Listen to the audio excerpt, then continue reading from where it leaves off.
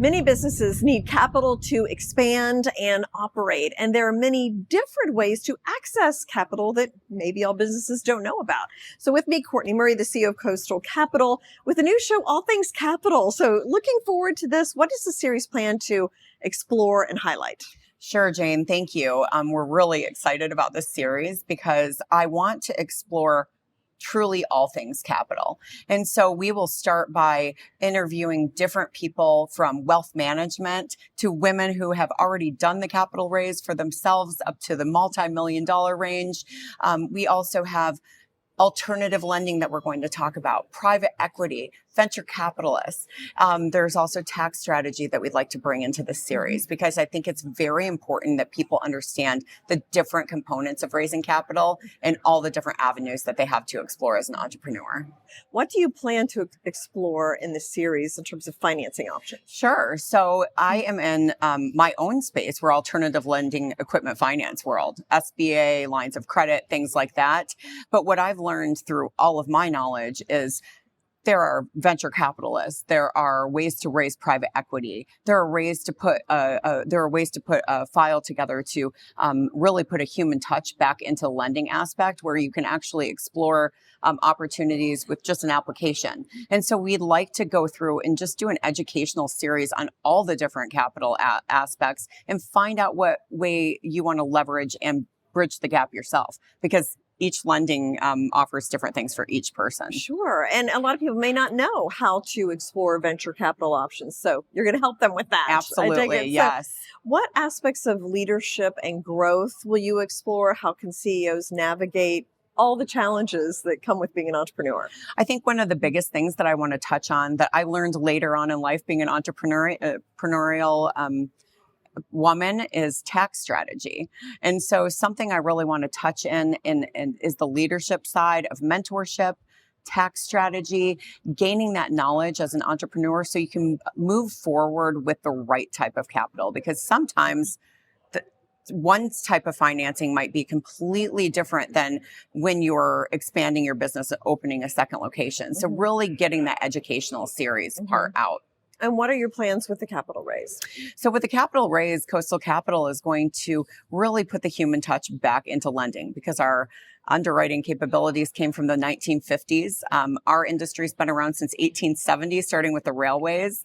And we are building affiliate programs throughout the country. So we'll be servicing every single state, growing Coastal Capital and allowing us to have the human aspect back in lending. So it's not so hard for, let's say, a woman who raised their children, who didn't build a lot of credit establishment, to open a business because they're not going to lean so much. We are not going to lean so much on the aspect of just personal credit. We really want to bring the human factor back into lending. And what about the evolving credit system and the underlying algorithms? How does all of that play into capital raising? So with bank lending, because it was built in the 50s, there is a completely different lending basis when you're not buying something that's creating ROI. So if you're going to buy a vehicle for yourself, yes, they're going to look at your credit score. But if you're buying something that's generating return on investment, the algorithm should be much different. We should be looking at the necessity versus the accessory of what you're purchasing or what you're using the money for, what your business plan is, what the valuation of the business is. And so the old traditional banking algorithms were not built for the entrepreneur.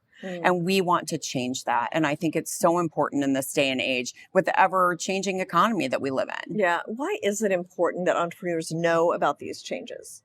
Because if they don't, they go to partners that take equity. Maybe they're not at that point yet. They go to a bank that may have turned them down, and then they stop with the dream that they had. They're not educated on alternative ways to finance. We were not educated in school to do that.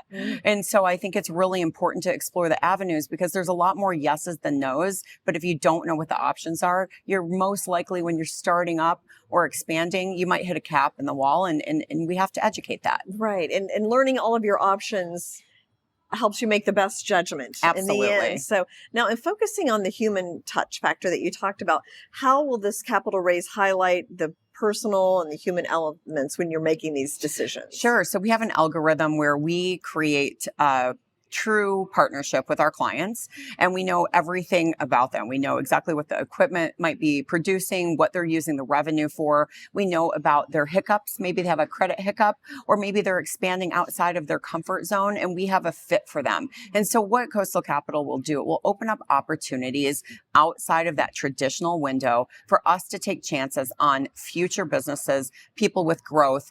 There are things that we can do, such as phantom equity and future equity, to really get a hold on a file that a traditional bank would say no to. And so opening up that capital line will allow us to participate in businesses that traditional banks don't participate in. There's a lot of fintech, a lot of e-commerce, a lot of home-based business, influencers even. In this day and age, they need money to continue influencing. And even coaches and stage appearances and things like that, a lot of people use their own cash for the outlay when they could be using it for another event in the next venue. And so it helps with growth. What about women entrepreneurs?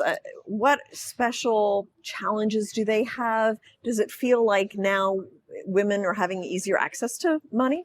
It's still hard. And even being a woman-owned business, we have about 3% of women that get lended to in the right, ways. And I think it really is, it comes down to education, because I think a lot of women, me being one, we're prideful.